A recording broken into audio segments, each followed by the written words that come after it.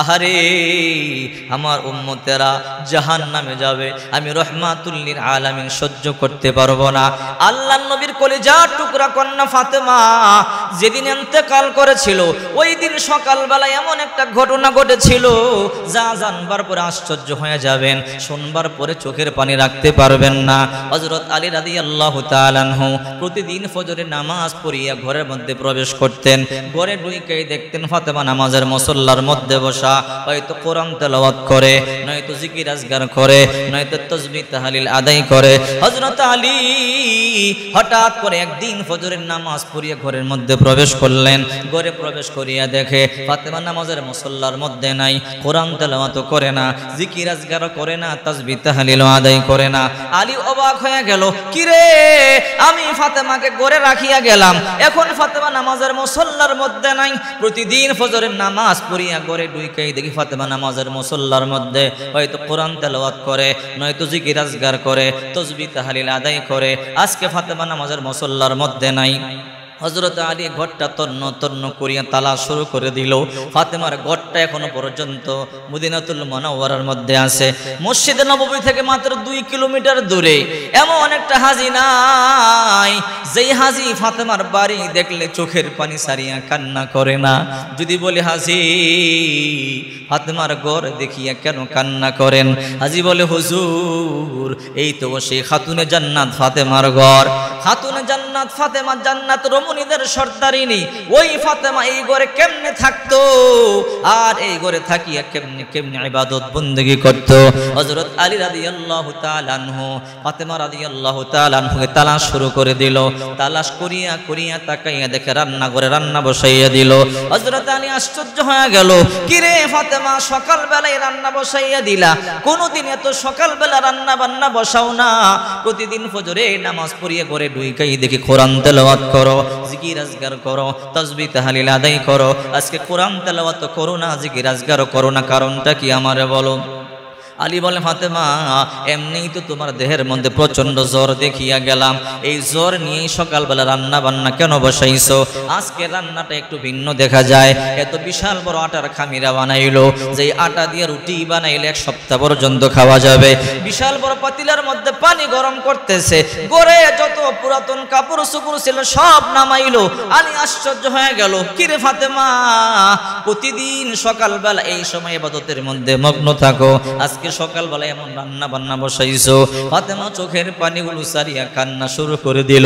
আলীর হাত দুইটা জড়াইয়া ধরিয়া বলে, ওগো আমার স্বামী, আমি কয়েকটা কথা আপনারে বলতে চাই, আমার কথাগুলো আপনি রাখবেন কিনা বলেন। আলী বলে, কি কথা বলো? ও আলী, আজকে আমি একটা স্বপ্ন দেখলাম, ওই স্বপ্নের ব্যাখ্যা আমার বুঝতে কষ্ট হয় নাই, আমার বুঝতে সমস্যা হয় নাই। কি স্বপ্ন দেখেছো? আমি স্বপ্ন দেখেছি রহমাতুল লিল আলামিন আমার ঘরে ঢুকলেন, আমার ঘরে প্রবেশ করিয়া কি যেন তালাশ করতেছিলেন।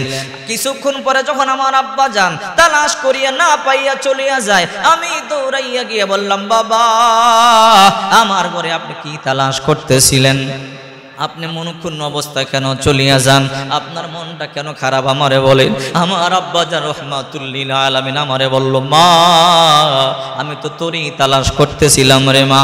আব্বা জান আমারে কেন তালাশ করতেছিলেন? ও ফাতেমা, কলিজা টুকরা কন্যা আমার, আজকে এমন একটা সংবাদ আমি তোমারে দিব রে মা, যে সংবাদটা শুনবার পরে চোখের পানি সারিয়া কান্না করবা না, এই সংবাদটা শুনবার পরে কিন্তু মন খারাপ করবা না। ফাতেমা বলল, আব্বাজান বলেন, শুনবার পরে আমি মন খারাপ করব না, কাঁদবো না। বলে, ফাতেমা আজকে সাহারি খাইছো আলীর সাথে, আর ইফতার করবা আমি বাবার সাথে।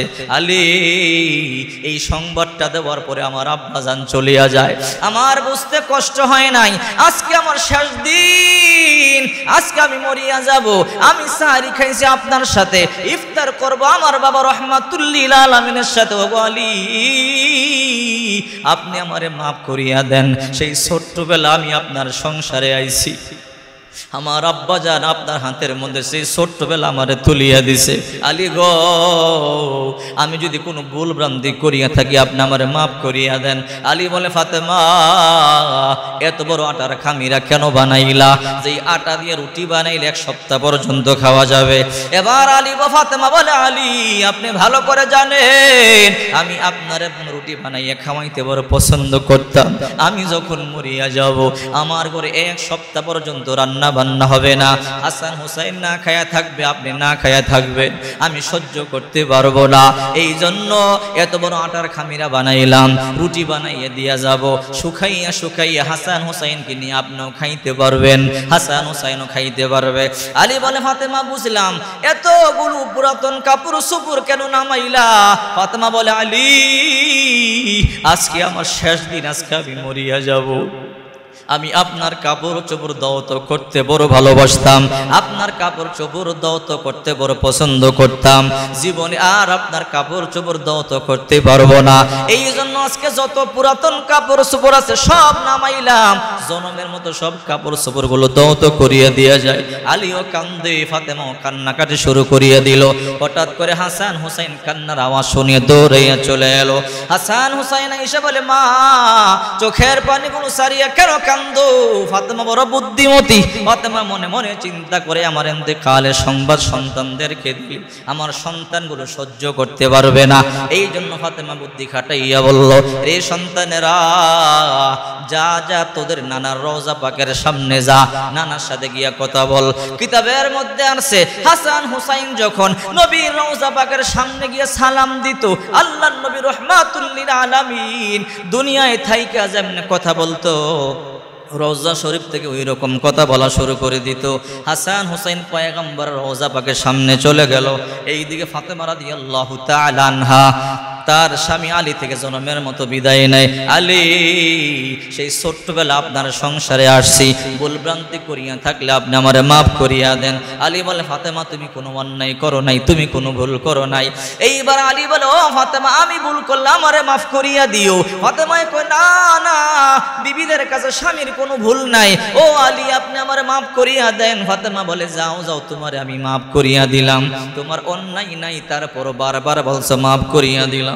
আলী বলে, ফাতেমা বলে, ও আলী সেই ছোট্টবেলা আপনার সংসারে আইছি, ভালো একটা কাপড় আমি আপনার কাছে চাই নাই, ভালো একটা শাড়ি আমি আপনার কাছে চাই নাই, একজোড়া ভালো গহনা আমি আপনার কাছে চাই নাই। এমনও সময় গেছে 3 দিন ধরিয়ে না খেয়েছিলাম, এমনও সময় গেছে 7 দিন পর্যন্ত না খেয়েছিলাম, এমন সময় গেছে 15 দিন পর্যন্ত না খেয়েছিলাম, এমন সময় গেছে 1 মাস পর্যন্ত শুধু পানি আর খেজুর খেয়েছিলাম। আলী এরপরও আপনার উপরে কোনো অভিযোগ করি নাই, আজকে আমি মরিয়া যাব, আজকে আমার শেষ দিন গো আলী, আমি আপনার কাছে 2টা জিনিস চাবো গো আলী, আমার 2টা জিনিস আপনি আমার চাওয়া পূরণ করবেন কিনা বলেন। আলী বলে, রে ফাতেমা জীবনে কোনোদিন তুমি কোনো কিছু চাও নাই, এত কিছু বলতাম বারবার কিছু চাও, তারপরও চাইতা না, আজকে ইন্তেকালের সময় 2টা জিনিস চাইবা, আমি পূরণ করব বলো। আলী আমার 1 নাম্বার চাওয়া, আমি যখন মরিয়া যাব আমার লাশটা গোপনে দাফন করিয়া দিবেন, ময়দানে নিবেন না, প্রকাশ্যে আমার লাশটা দাফন করবেন না। কেন রে ফাতেমা, তুমি নবীজির কলিজার টুকরা কন্যা, রে ফাতেমা তোমার ইন্তেকালের সংবাদ শুনবার পরে এই গোটা মদিনার মধ্যে কান্নার রোল পড়ে যাবে, এই মদিনার মধ্যে সবচেয়ে বড় জানাজা তোমার হবে, কেন না করতেছো? ফাতেমা বলে, আলী সারা জনমভর আমি পর্দা করেছি, কোনো বেগানা পুরুষ আমাকে দেখে নাই, আমার লাশটা নিয়ে যদি আপনি ময়দানে যান, যারা জীবনে না দেখছে তারাও আমার লাশটা দেখবে, দেখিয়ে অনুমান করবে ফাতেমা কতটুকুন লম্বা ছিল, কতটুকুন মোটা ছিল, কতটুকুন চওড়া ছিল। না না, আমার লাশটা নিয়ে আপনি ময়দানে যাবেন না রে আলী, আমার লাশটা আপনি সবার সামনে নিবেন না, গোপনে আমার লাশটা দাফন করিয়া দিবেন। আলী বলে, ফাতেমা যাও যাও, তোমার 1 নাম্বার কথা আমি রাখবো। রে ফাতেমা তোমার 2 নাম্বার কথাটা আমারে বলো। আলী আমার 2 নাম্বার কথা হলো, ও আলী আমি জানি আপনি যুবক মানুষ, আমি যখন মরিয়া যাব আপনার বিবির প্রয়োজন আছে, আপনার খেদমতের প্রয়োজন আছে, ও আলী আপনি দ্বিতীয় বিবি গ্রহণ করবেন, বিয়ে করবেন, কোনো আপত্তি নাই। আলী আপনি দ্বিতীয় বিবিরে নিয়ে ঘুমাবেন, আমার কোনো আপত্তি নাই। আলী আপনি ভালো করিয়া জানেন আমি হাসান হুসাইনকে আমার জীবন থেকে বেশি ভালোবাসি। জন্মের পর থেকে দুইটা সন্তানকে বুকের দুই পাশে নিয়ে ঘুমাইতাম। ও আলী আমার যখন ইন্তেকাল হয়ে যাবে আমি ওই অন্ধকার কবরে চলে যাব, কিছুদিন পরে আপনি একটা বিয়ে করিয়ে নতুন বিবিরে নিয়ে পাশের ঘরে ঘুমাবেন, আর পাশের ঘরে আমার কলিজার দুইটা সন্তান হাসান আর হুসাইন গভীর রাত্রে চোখের পানিগুলো সারিয়া সারিয়া কানবে, একবার আর একবার গলার মধ্যে দরিয়া বলবে ভাই মা অন্ধকার খবরে আমাদের বড় ভয় লাগে, আমাদের বাবা নতুন মায়ের নিয়ে ঘুমায়। আলী গো আমার কলিজা টুকরা দুইটা সন্তান যখন গলা কাটা মুরগির মতো ছটফট করিয়া করিয়া কানবে, আমি মা ফাতেমা সহ্য করতে পারবো না। আলী আপনি আমার ওয়াদা দিবেন আমার ইন্তেকালের পরে আপনি দ্বিতীয় বিবাহ করবেন, কোনো আপত্তি নাই, বিবির সাথে ঘুমাবেন, কোনো আপত্তি নাই। ও আলী অন্তত সপ্তাহে একটি রাত আমার দুইটা সন্তানকে বুকে নিয়ে ঘুমাবেন। আলী বলে ফাতেমা হাসান হুসাইনকে শুধু তোমার সন্তান, আমার কি সন্তান না? ওই দিকে হাসান হুসাইন নানা রওজা পাকের সামনে কথা বলে। আল্লাহর রাসূল হাসান হুসাইনকে বলে রে হাসান হুসাইন তাড়াতাড়ি বাড়িতে যা, আজ আর কথা বলা লাগবে না। কেন না কেন কথা বলবেন না, রাগ করেছেন নাকি বলেন?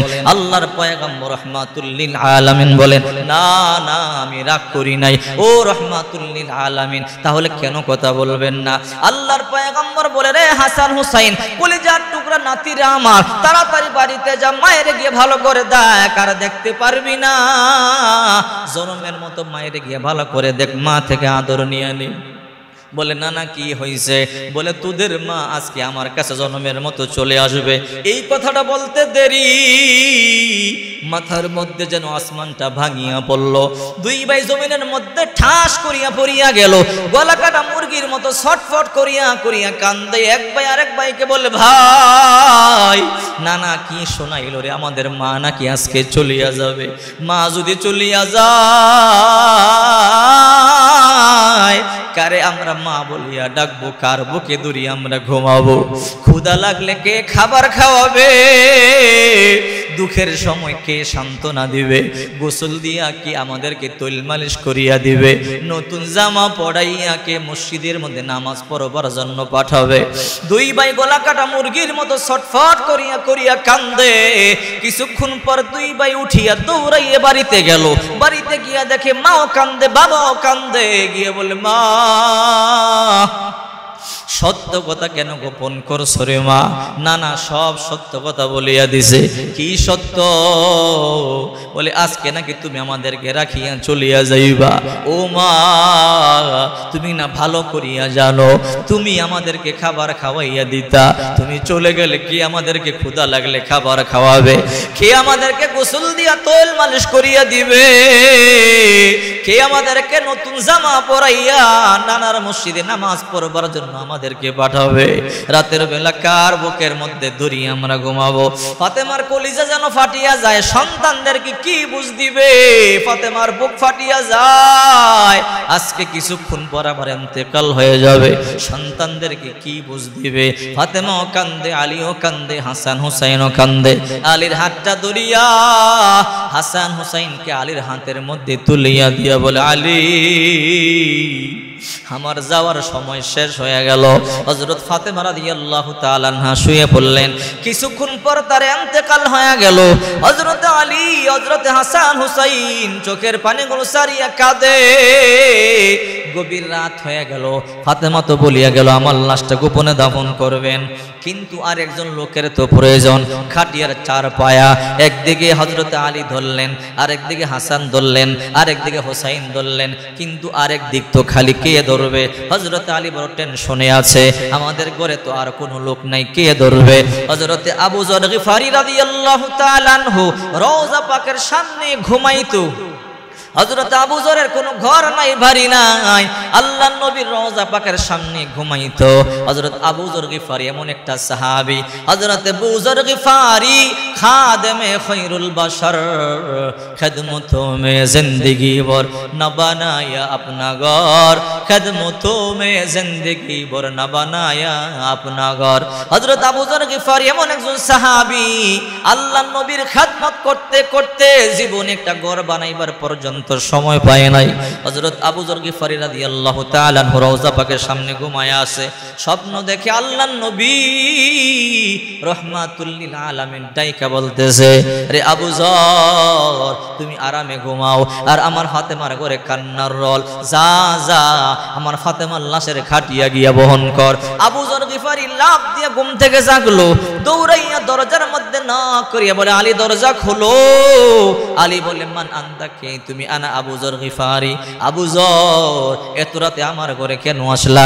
আমি আসি নাই রে আলী, আল্লাহর নবী রাহমাতুল লিল আলামিন আমারে পাঠাইছে। কেন পাঠাইছে? আলী ফাতেমার লাশের খাটিয়া বহন করবার জন্য।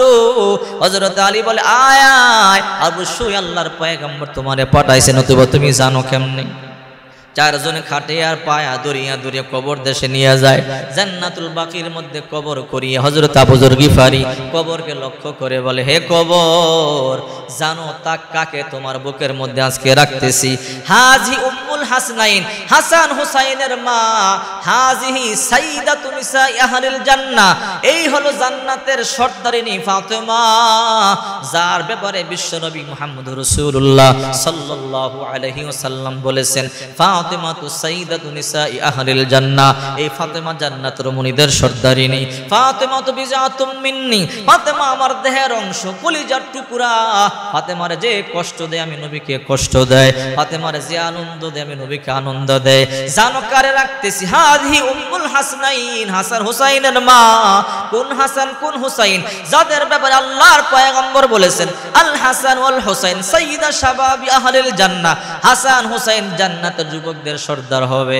সাবধান, বিনতু রাসূলিল্লাহ, রাসূল করিম সাল্লাল্লাহু আলাইহি ওয়াসাল্লামের কলিজার টুকরা কন্যা ফাতেমাকে রাখতেছি। কবর থেকে জবাব আসলো, হে আবু যর, লম্বা ভাষণ দিও না, শোনো, আমি কোনো বংশ পরিচয় চিনি না, আমার কাছে বংশ পরিচয় চলে না, আমার কাছে শিক্ষকতা যোগ্যতা চলে না, টাকার গরম চলে না, আমি শুধু চিনি ঈমান আর আমল। যার আমল ভালো আমি তার সাথে ভালো ব্যবহার করব, যার ঈমান ভালো সুন্দর ব্যবহার করব। অতএব আমার কাছে বংশ পরিচয় চিনে না, চলে না। এই জন্য বিশ্বনবী মুহাম্মদুর রাসূলুল্লাহ সাল্লাল্লাহু আলাইহি ওয়াসাল্লাম বলেন, আল কবরু রাউযাতুম মির রিয়াজিল জান্নাহ আও হুফরাতুম মিন হুফারিন নার, এই কবরটা কারো জন্য জান্নাতের বাগান আর কারো জন্য জাহান্নামের গর্ত হয়ে যাবে। এই জন্য বেশি বেশি নেক আমল করতে হবে, বেশি বেশি ভালো ভালো কাজ করতে হবে। বিশ্বনবী মুহাম্মদুর রাসূলুল্লাহ সাল্লাল্লাহু আলাইহি ওয়াসাল্লাম বলেন, আউয়ালু মা ইউহাসাবু বিল আবদু ইয়াউমাল কিয়ামাতিস সালাহ, কিয়ামতের দিন সর্বপ্রথম বান্দা বান্দির নামাজের হিসাব হবে। নামাজের হিসাব ছাড়া এক কদমও নড়তে পারবেন না। হে বন্ধু, কান খাড়া করে শুনেন, হযরতে ফাতেমা রাদিয়াল্লাহু তাআলা আনহা জান্নাতের সার্টিফিকেট পাইছে, এরপর মৃত্যুর সময় মৃত্যুর ভয়ে কান্না করেছে, এরপর চোখের পানি ছাড়িয়া কান্না করেছে। আর আমরা ঘন্টায় ঘন্টায় গুনাহ করি, মিনিটে মিনিটে গুনাহ করি, সেকেন্ডে সেকেন্ডে গুনাহ করি। আমাদের কেমন তওবা করা উচিত? এই জন্য আসুন বেশি বেশি তওবা করি, চোখের পানি সারিয়া কান্দি, আল্লাহ তাআলা যেন আমাদেরকে মাফ করিয়া দেয়। নতুবা একটা গুনাহ নিয়ে যদি কবরে যায়, জাহান্নাম ছাড়া কিন্তু আমাদের উপায় নাই। একটা গুনাহ নিয়ে যদি কবরে যায়, জাহান্নাম ছাড়া কোনো উপায় নাই। কবরে সাপ বিচ্ছুর কামড় খেতে হবে। এই জন্য আসুন আমরা তওবা করি, চোখের পানি সারিয়া কান্দি, যেন আল্লাহ পাক রব্বুল আলামিন আমাদের গুনাহগুলোকে ক্ষমা করে দেয়।